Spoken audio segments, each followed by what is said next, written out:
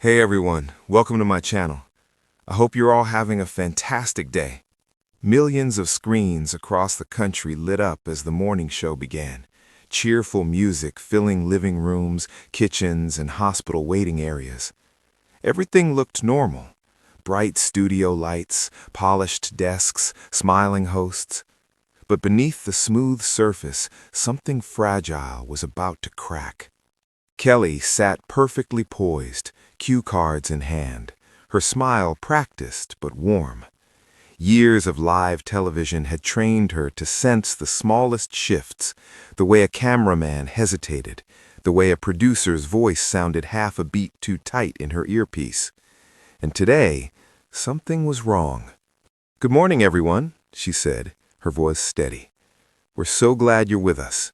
The cameras rolled, the audience clapped, and yet Kelly's eyes flicked just once toward the control room window. There stood Marcus, the senior producer.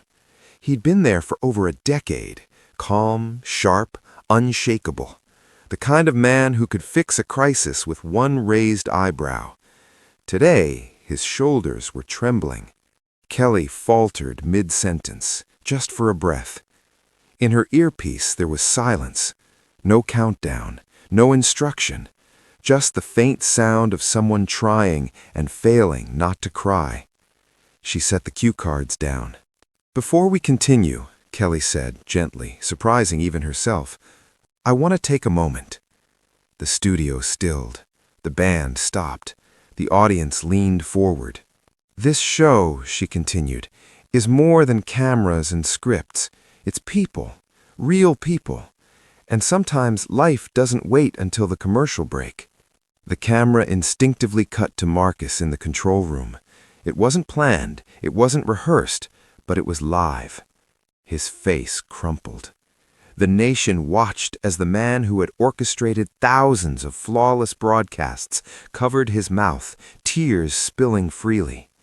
A hand reached out, another producer trying to steady him, but Marcus shook his head. Kelly stood up. Gasps rippled through the studio. She walked past the desk, past the lights, and toward the glass. Her voice softened but carried clearly through her microphone. "Marcus," she said, "you don't have to be strong right now." For a moment, no one breathed. The audience, unsure if they should clap or cry, sat frozen. Social media exploded instantly. Is this real? Is this scripted? What's happening? Marcus pressed a trembling hand against the glass, shaking his head. His voice broke through the studio speakers, raw and unfiltered. "My wife. She's watching. She's been in the hospital for weeks. She told me this morning she didn't think she'd ever see the control room again." A collective inhale swept the room. Kelly's eyes filled, but she didn't look away. "Then let's make sure she sees this. Let her see the man who never lets anyone else fall, finally letting himself be human." She turned back to the camera. "To everyone watching," Kelly said, emotion threading every word, "this is what real life looks like.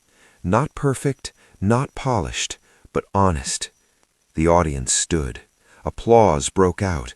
Not the loud, celebratory kind, but something deeper, something grateful. Behind the glass, Marcus wiped his face, breathing unevenly. For the first time, he smiled through the tears. "Thank you," he whispered. Kelly nodded once. "We'll be right back," she said softly. But when the screen faded to commercial, no one moved. The crew hugged, the audience cried, and across the country, people who had never met Marcus and never would felt strangely less alone.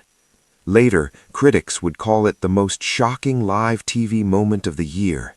Headlines would scream, clips would go viral. But for those who were there, it wasn't shocking at all. It was just a moment when television stopped pretending and told the truth instead.